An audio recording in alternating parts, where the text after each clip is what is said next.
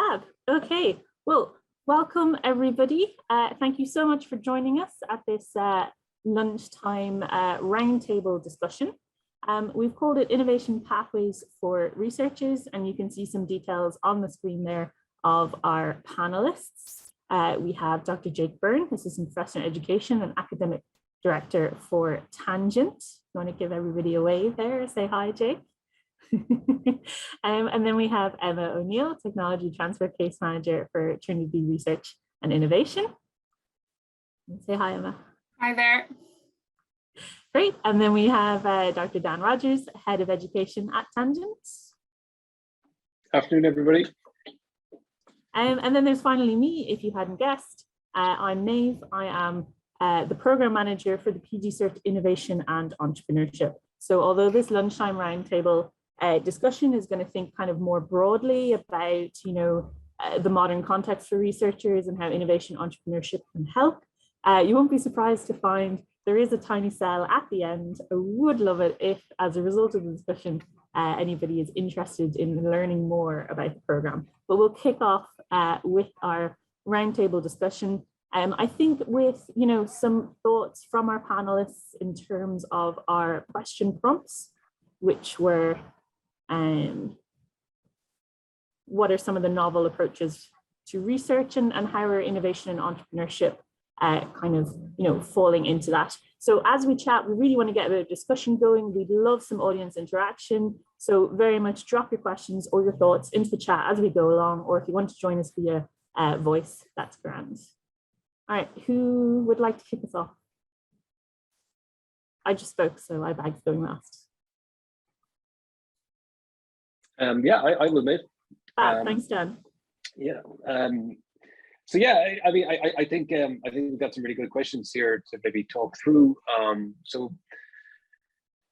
Obviously, the research context, the research environment, the academic environment generally has become much more competitive and is changing. And I think certainly when I think of my own journey and things that people would have told me as a researcher and what research is ultimately about is kind of like this original contribution to knowledge. And I always found that really interesting because later on, when I started to get interested in creativity and innovation, I realized that actually, those two things are very much intertwined.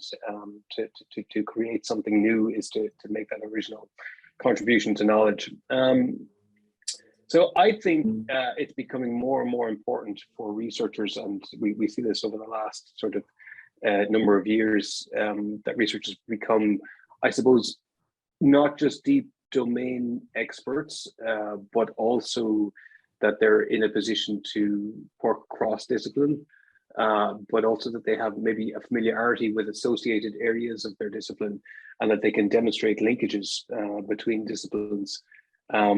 And maybe even building on that, it's increasingly important that researchers are able to link their research to a real world context, so real world affairs, things that impact our environment, our society, etc., and that those links can be demonstrated by the researchers themselves in terms of how they communicate or disseminate their research. So that combined with we do see a sort of an increased value put on interdisciplinary research and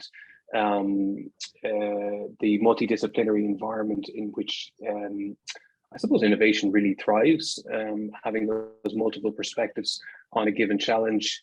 And we see researchers in a position where it's more and more important that they have this kind of holistic understanding of a problem, not just a unique, not just a perspective that is purely through the lens of their own discipline.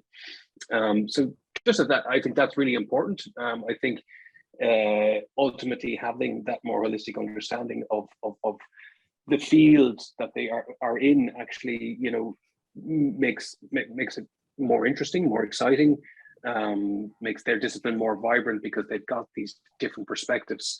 And I do think our course is an excellent opportunity to explore all of those things, but I'll get to that a little bit later on. Thanks, Dan. I think you're absolutely right. It's very much, progressing in slightly different directions. I think I've previously heard the PhD described as, learning more and more about less and less, or specializing, doing that deep dive. But actually, if you look at the funding calls, and if you look at the kind of the support for research, a lot of it is, linked to institutions or linked to global challenges, or possibly, the look at the North-South Research Fund there recently. That was very much kind of, it might be strictly discipline based, but it was working with colleagues in other institutions across borders, that kind of thing. So yeah, absolutely. There's a lot of change happening, I think.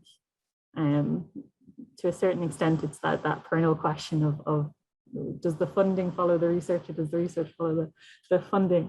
But Emma, do you want to give us a bit of perspective from your side of things?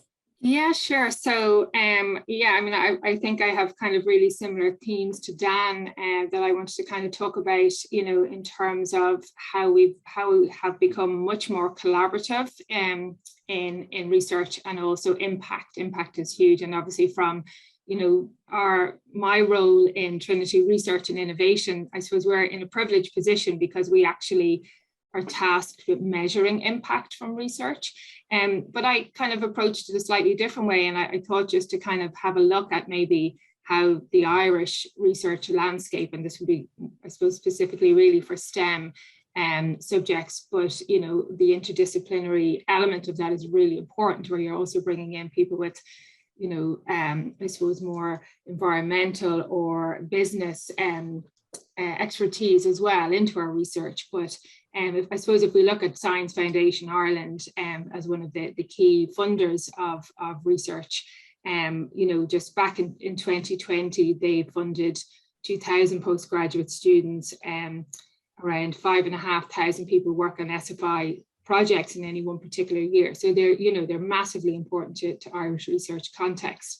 And it kind of a bit of a history lesson, I suppose, goes back to 1998, when the government looked at the Irish economy and said, okay, well, what do we need to do to be competitive from a global perspective?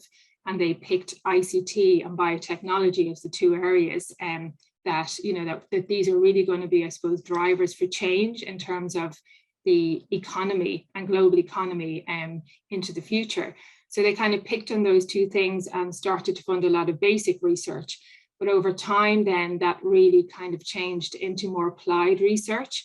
And really from about 2013, where SFI now funds a lot of large research centres, it's really about working with industry, looking at needs-led research. So, rather than the scientist in the lab or whatever just deciding to go in a particular direction, it's really about addressing gaps in the marketplace, but also in terms of the impact that research can have on our economy and on our society.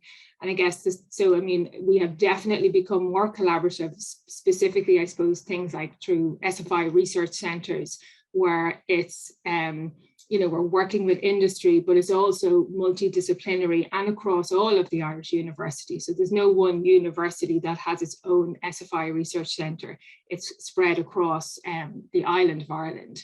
And then really on the impact side of things, I suppose SFI look at impact in different ways. So it's creation of new products, processes that can, have a demonstrable impact on our society and economy. It could be, increasing productivity, increasing efficiency, all of the things that can have an impact. And some of the tasks that we have through, and I can talk about maybe Knowledge Transfer Ireland, because we're more at the pointy end of the research, I suppose, in a little while. But, we measure startup companies, jobs, products on the market, all of the things that actually come out of our research. So I think looking at it, I suppose, from a national perspective of how the landscape of research has changed in the last few years, entrepreneurship and innovative training and skill set for researchers, I believe, it should be mandatory. I think all of the skills, being creative thinking, will really help actually researchers to also kind of put their themselves above other researchers as well, maybe that don't have those skills, because I think this is the way that research is really going into the future. So yeah, I'll stop there. Thanks, Emma. That's really interesting. And I think certainly there's something to be said for, you know, that innovation entrepreneurial side of things. I think also it helps us understand like the wide range of transferable skills that you get from undertaking research and the different kind of pathways you can take. I might say a little bit more about that later as somebody who did a very non-STEM doctorate. And then it's applying skills in different ways. I think absolutely for everybody, it's keeping up with the changes. I think you have a great perspective on that historically. That was brilliant. Jake, Emma mentioned entrepreneurship there. Do you want to kind of give us a flavor of your experience? So we got Jake. Yeah, I thought I maybe it's worth me sort of just explaining a little bit my sort of my background and some of my experiences. So during my PhD, I sort of came across what was then called the Innovation Academy modules.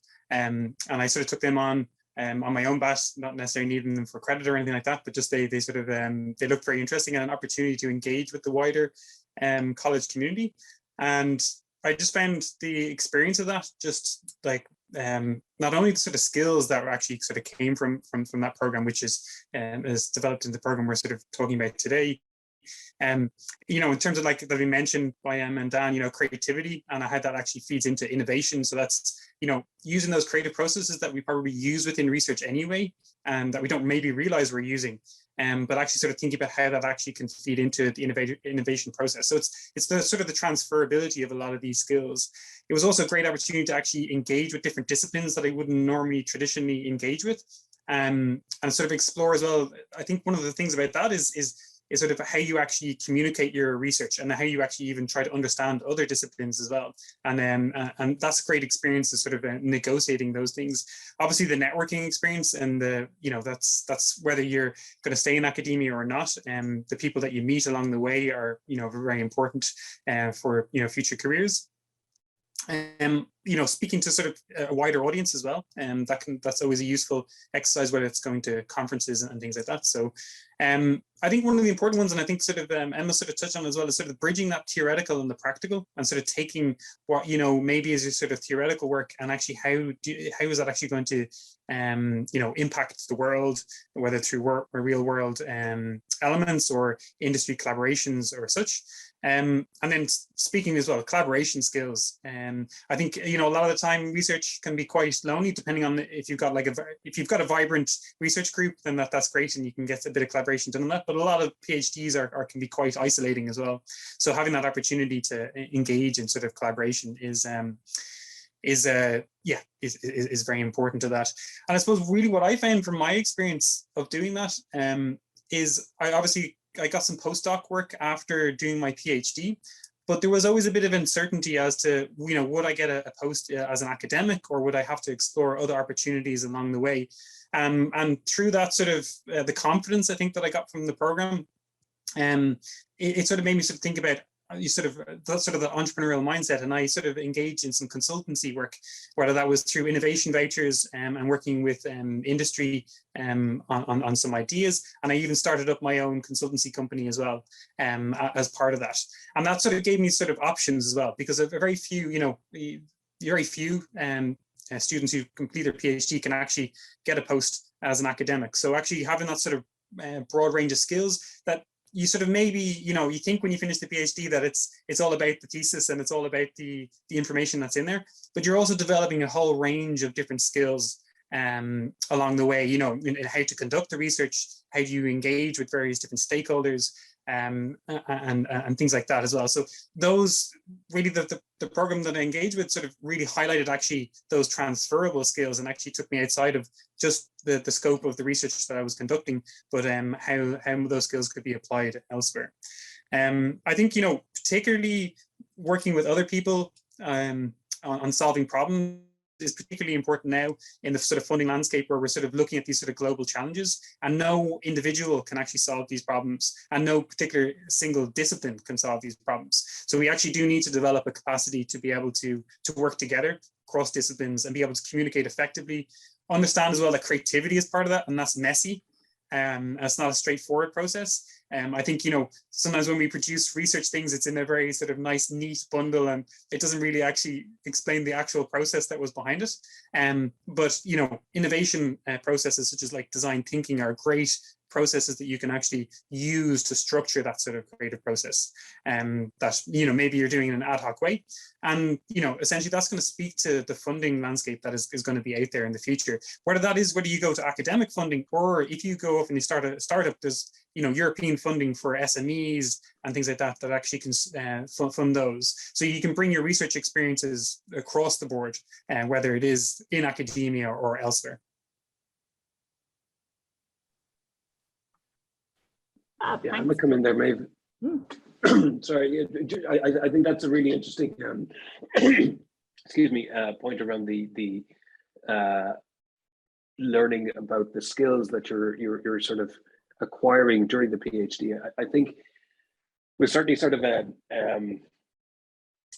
penny drop for me when I was doing the PhD, which was that I always thought I was learning about the subject matter area, and that was absolutely the focus.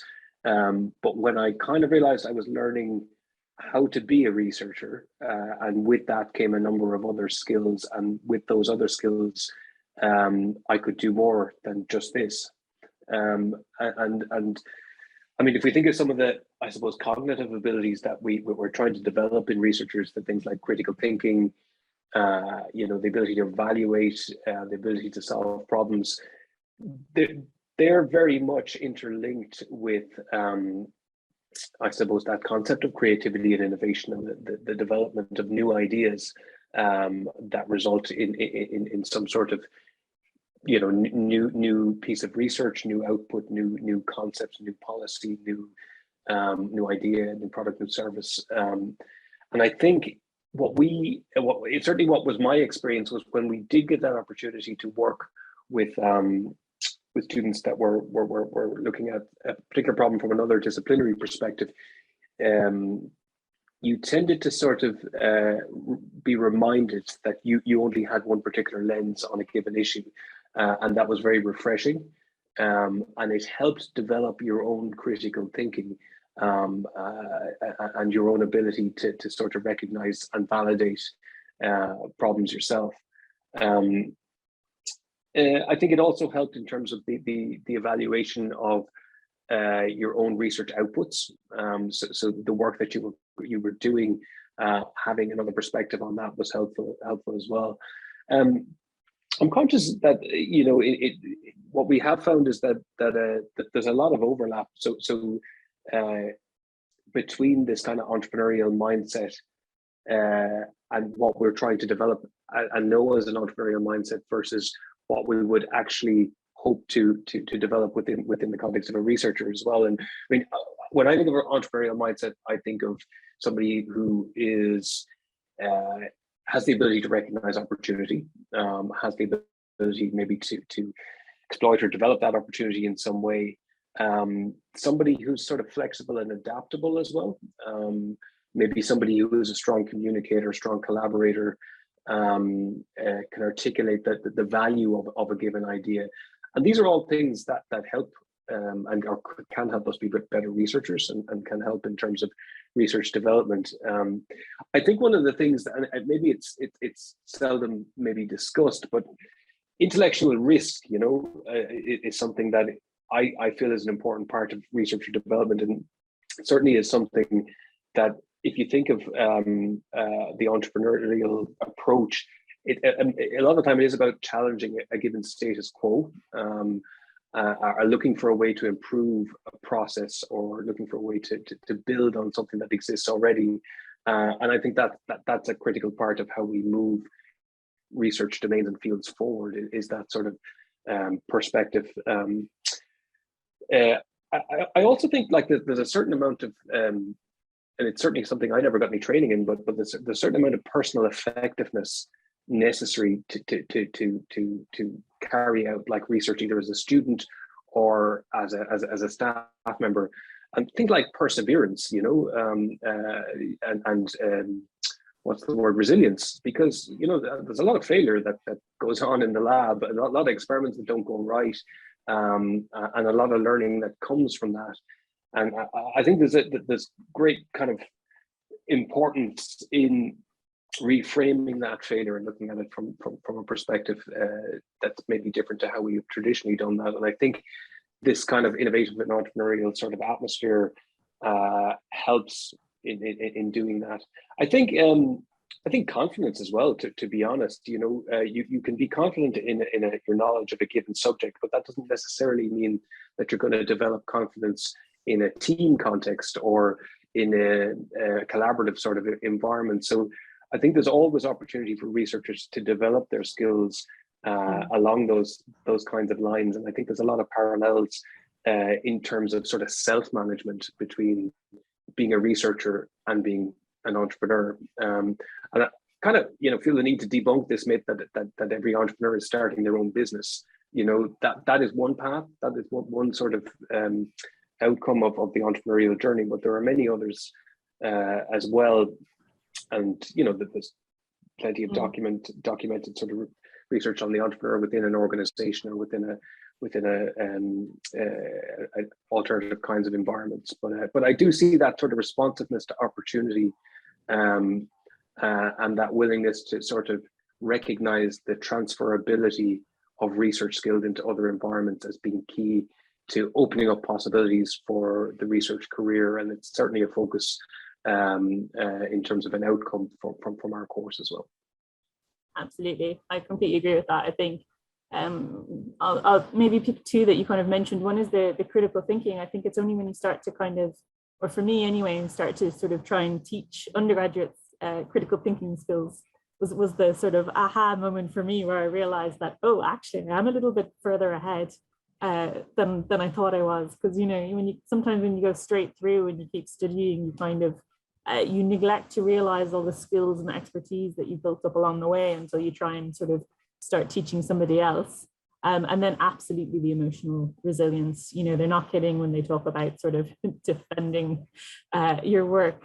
I think that feeds into a lot of the other points that we're thinking about in terms of kind of being confident enough in your research to be able to translate that into multidisciplinary teams, or effectively communicating that to different audiences.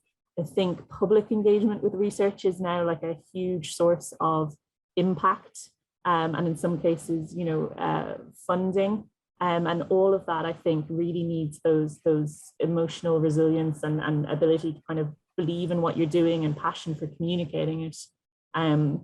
We do have a couple of questions in the chat. We might have a quick look at. The first one is, great points from all speakers. Great, thanks.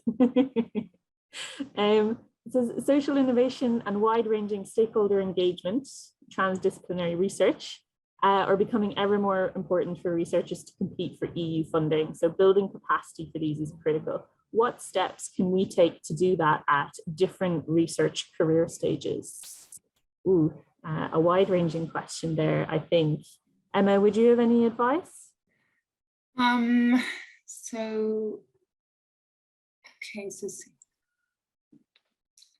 Darren, actually, who asked the question, probably has the answers to this question, because there is a lot of support actually within TR&I and within our RDO office in terms of this. But yeah, I mean, I think, like the supports that we can give actually through Trinity Research and Innovation, whether it's through, applying for research funding or kind of further down, I suppose, a commercialization pathway. And I guess one of the things I liked that Dan was saying actually, in terms of confidence and, almost giving people the confidence to fail as well, and be able to, this word about pivot and kind of change and move on. So yeah, I'm not sure so much about the research career stages. Maybe Dan and Jake would have a better idea of that. But certainly I think, there's more and more supports now that TR&I can actually give to researchers at all stages. to help them develop the skills in these areas. Absolutely, and maybe a bit less structured, but I'll just mention the program quickly, is that ideally we would recruit to the program from different career stages, and you know, personally I found a kind of a mix of support from my institution, but also just kind of asking people, you know, what did you do or how did you approach it? Sometimes throws up unexpected results. Jake, did you have something there? Yeah, I think it really important is for students to engage in multidisciplinary activities where they actually work with other disciplines. I think that's critical for developing the capacities to actually, and it touches on what Dan was sort of saying, is those multiple perspectives. So I do actually work on the Charm EU project as well, which is all about sustainability and solving global challenges. But transdisciplinarity is a module that I lead on. And that's, you know, and getting those multiple perspectives and actually being able to negotiate and have dialogues around those, being able to hold opposing views and sort of negotiating tensions. All of these things are actually really, really important to actually resolving some of these sort of, you know, large global challenges that we're facing. So I think, you know, definitely having those opportunities to talk with others and collaborate, not only within your own discipline, but across, and it's very tricky to negotiate those things, and even to explore the ideas, you know, in a structured way. So I think as well, speaking back a little bit to sort of Daniel's point as well around the sort of, you know, the entrepreneurial mindset and that sort of confidence piece. I think that's also an important element, is if you sort of if you're looking at sort of these sort of transdisciplinary problems, you also need to engage with stakeholders. So not only within academia, but also industry, civil society, and so on. So you need to get all the partners around the table to actually address these challenges. So you need to be used to talking about technical content in a non-technical way, and actually being able to communicate that effectively. But you need to be confident about that as well. And then you're also, because you're solving an actual real world problem, you need to think about the actual potential use and utilization of that theoretical work in a practical, impactful way for society as well. So that's where that sort of entrepreneurship or entrepreneurial mindset is where you have that sort of solution mindset of where you can be working for towards solutions as well. But it's a negotiated solution as well. So that's the particular challenge, is these, you know, you could start up your own business and you just do whatever what your business wants to do. Whereas if you're actually working on these global challenges, you've got all these different partners that you have to bring around the table, get a shared idea of what the goal is, and then you have to bring everyone forward together as well. So that's an additional challenge, and that needs a skill set in its own right. Absolutely. Might add just a follow-up there, maybe, if that's okay. Yeah. Just on that, which is, I think for any researcher, don't underestimate your ability to add value to a given project. I think that's important. To give an example, I have a colleague who's just taken up a postdoc on an environmental project, which is actually made up primarily of environmental engineers looking at scientific aspects of climate change. But actually, there's a key component of the project which requires social science input, whereby they're looking at how arts-related projects have impacted behavior change in relation to sustainability. So just an example of how you do need those kind of multiple inputs and perspectives on a given, obviously something as big as and as complex as an environmental or climate related issue. You can't but engage multiple disciplines on it. But yeah, just to sort of say that, it would be common enough that people would think, oh, there's a project that, is for people from X discipline, but actually that's not always the case. And it's about articulating how you can add value and having a good understanding of how your disciplinary expertise can transfer. Absolutely. Speaking of disciplinary expertise, we have another question in the chat from Suzanne, which is about whether a PhD is the minimum requirement for funding in your experience. So if you had a master's and other research experience, would that be considered? Or if not, how can this level of research experience best be put to good use? Maybe I'll come in on this one. So, I mean, I work with the Trinity Biomedical Sciences Institute, and I do some lecturing in IP management for the MSc in immunology and the MSc in immunotherapeutics. And so I guess, you know, in terms of funding, I mean, certainly like somebody with a master's is actually, we are really looking for people who have maybe, so say for some particular commercialization fund projects that we have, where they have skills around at master's or RA experience. So you can come on to a project such as a commercialization fund project, kind of at an RA level, a research assistant level, but there's obviously opportunity then within those types of projects because it's about commercializing research. So we have one example, actually recently one of the masters in immunology students has joined a project which is developing a colorectal cancer diagnostic. So it doesn't, you don't necessarily have to have a PhD. I mean, I think maybe if you're going for funding, that's a different scenario, but certainly there's a lot of opportunity for people with masters or even just postgraduates to work alongside, particularly in my area, projects that may then end up either as a startup company or a license opportunity. So yeah, I would say definitely the skill set of masters can certainly be put to good use.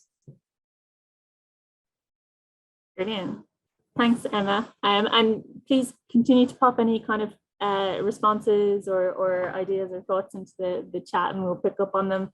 I think to follow on from you there, Emma, it absolutely is, there's always something you can get involved with, I think, regardless of the type of research or the discipline that it is, and that kind of speaks to kind of where we're emerging from with that transferable skills piece, I think. The other thing I suppose it's worth mentioning is probably a bit off track, but I know people have gotten PhDs in different ways. I think sometimes people focus too much on the idea that you sort of, you know, go straight through undergrad, master's, PhD, but actually, you know, you can always return to it later if you think it's needed. Or what I've seen people do before is, you know, continue with your research, maybe publish your research, and then later do a PhD by publication, where effectively you summarize your kind of research interest over the past however many years and link your previous publications together. And there's a huge amount of support now, especially possibly one of the benefits, try to call benefits post-pandemic, but I think particularly there's a lot of support for kind of open access resource publishing and different types of publishing. So it's probably a little bit off track, but I think there's absolutely ways in which to kind of build your experience and build your record in different ways. Yeah. Suzanne says thanks. I think as well, maybe, you know, it's also interesting to consider this sort of design-led approach to innovation and how that maybe relates to research. So obviously design thinking is around for a while and people may be familiar with that, and that's certainly, you know, a focus, substantial focus of one of the modules on our program, where people would ultimately apply it as a process to problem solving. But just to think about it sort of in the context of research, like if we think of empathy and having empathy for an end user, all research ultimately has somebody or some group for which it impacts, and understanding, I suppose, that group leads, I would imagine, to a better understanding of maybe appropriate research method. I am also, in terms of problem definition, I mean, I had a friend once who did a PhD, and they were at it maybe a year and a half, at which point their supervisor said to them, or maybe 2 years actually, they were at it, their supervisor said, it's around about this time that a story emerges, which I thought is a very interesting take on it. To me, you know, if we applied approach like design thinking, we'd have very clear sort of problem definition at the outset, which can help maybe potentially frame research in a particular perspective, and also be really clear about the kinds of problems we want to address, rather than the problem emerging over time, or the story emerging over time. But also, I think what's helpful about the design process is that it's very much emphasizes a kind of fail fast, fail early sort of approach, and that iterative process, which I think, certainly in my experience, some approaches to research could benefit from. I don't know if others have thoughts on that. Yeah, actually my PhD actually looked at the PhD process as a creative design experience as well. So that echoes a lot of what you're saying there. I do think that, there's definitely structures and sort of, whether it's an actual thing that you fill out or whether it's just a mindset that you take from that, in terms of it being an iterative process that you're slowly refining and working your way towards your final output. I think there's definitely a lot to learn from that. I think, that can vary depending on the discipline. I think some disciplines have got quite a rigid structure that they work their way through. But I think the diversity of different approaches to how you attain a PhD, I think that Maeve raised, I think is an important one as well. And then it's sort of, where is that adding its value to both yourself and your career, but then also potentially where you're going afterwards as well with that. I think in many ways as well, like a lot of the experience even around a PhD is the people you meet along the way, and the networks that you grow, and the opportunities that can actually come from that. And I think, even the engaging in the program that I did for the Innovation Academy, the people that I met along the way, I still, have connection to them. And if certain funding opportunities arise, I can point to, a number of different people that may be suitable to contact in relation to that as well. So sometimes we sort of think internally within our PhD a lot of the time, rather than actually thinking about the wider community that we're involved with as we go through that process as well. Yeah, I mean, maybe I just add to that as well, in terms of the network that you generate through kind of attending courses like this. So I didn't actually do a PhD, but I did science initially, and then I did a postgrad diploma in biomedical science, and then I decided I wanted to kind of go into more of the business and IP side of things for research.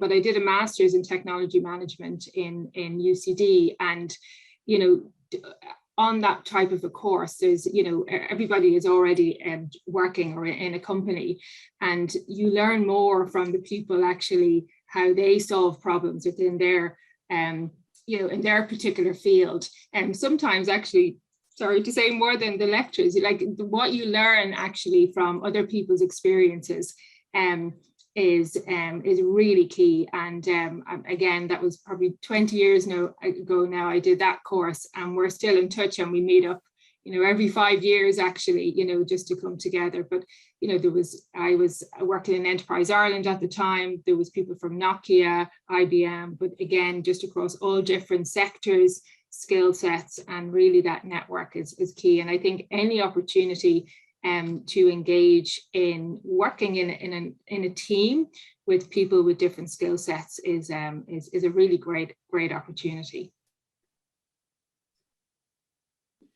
Absolutely. Sometimes I think as well, like not just networking with other people, but the way that gets you thinking about something completely different.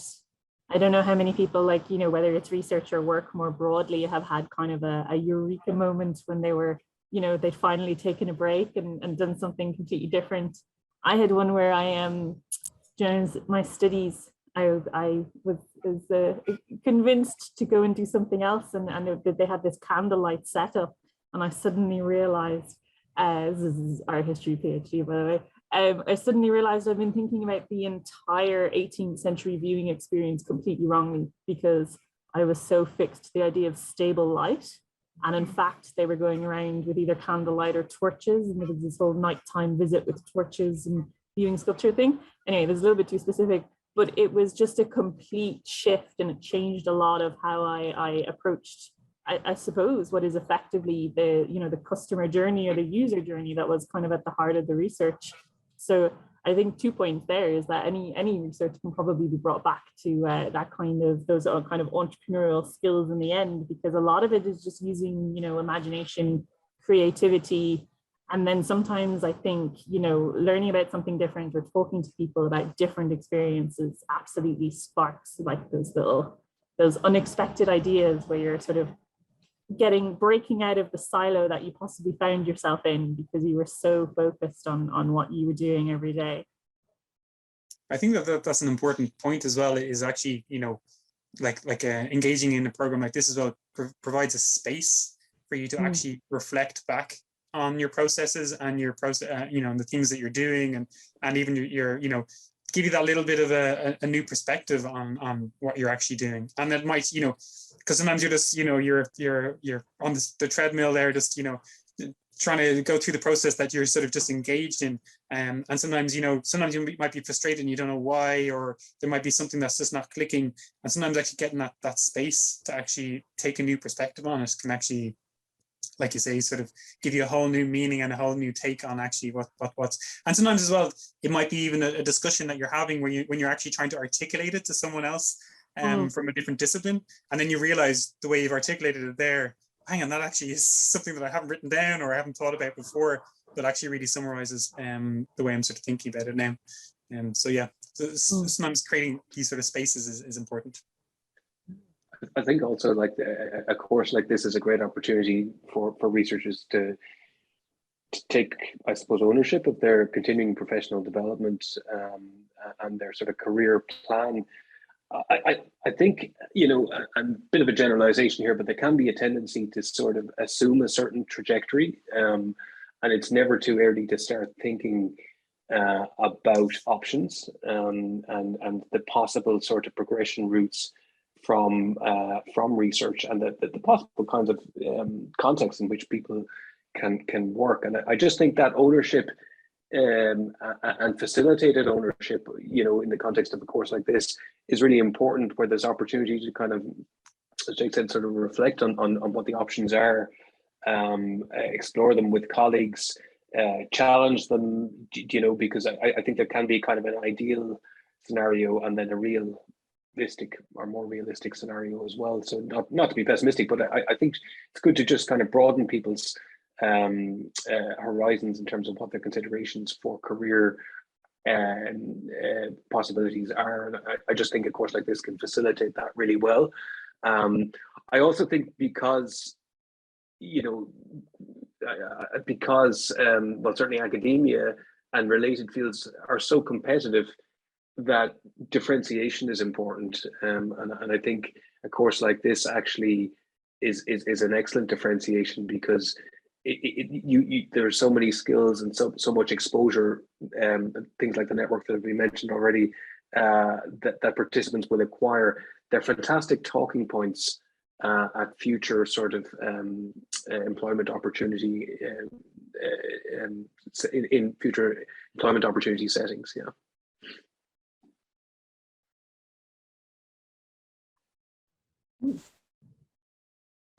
Absolutely. I see a question there. Yeah, I've just noticed that pop up in the chat. But yeah, absolutely, we can send around the PowerPoints, and I think Hazel will confirm, but I think we'll post the video somewhere. Won't let it vanish anyway. So yeah, we'll let you know where to find it. Okay, yeah. So I have noticed it is 1:45. So possibly I'll wrap up a bit. Does anybody have any final thoughts, or will I move on to the final slides? All good? Okay, so we've tried not to mention too much, but this is related to a program we're launching from Tangent, starts at the end of March. That's just a slide about some of the national frameworks around kind of graduate expectations in innovation and entrepreneurship in Ireland. You'll notice they feature heavily, but they're useful at all stages of a research journey. But this is just a very light touch overview, just to remind you, you know, if you were inspired by our discussion this lunchtime and you want to have a think about joining us at Tangent, whether it's for the Postgraduate Certificate in Innovation and Entrepreneurship, which is specifically aimed at researchers and starting at the end of March, or maybe, you know, to begin with, you might prefer to get involved with other programs. Everything's available on our website, and I'm very happy to talk to anybody at a one-to-one about the program if you'd like any more information. It's a very exciting prospect. I think we're really kind of trying to match it towards the modern context. We've got 4 modules, so 30 credits, level 9 qualification in total.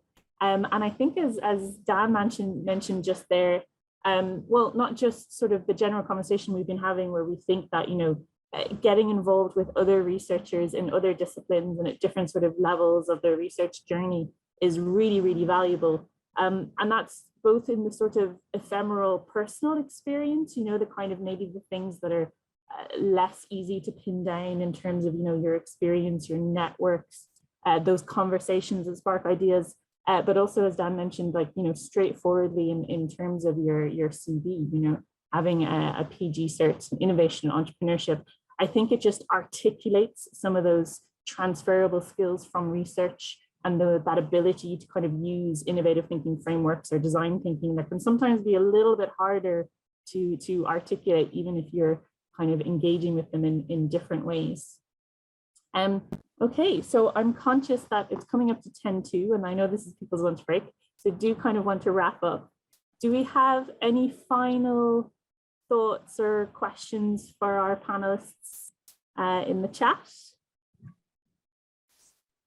1 second. No, everybody's happy? All right, brilliant. Well, thank you to all of our participants for joining us. Thanks, Suzanne, for the thanks.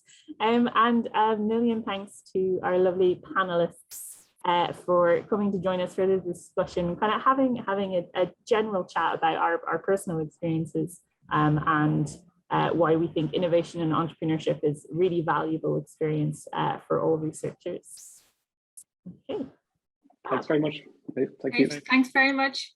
Thanks, everyone. Bye, everybody. Thank you very much. Bye.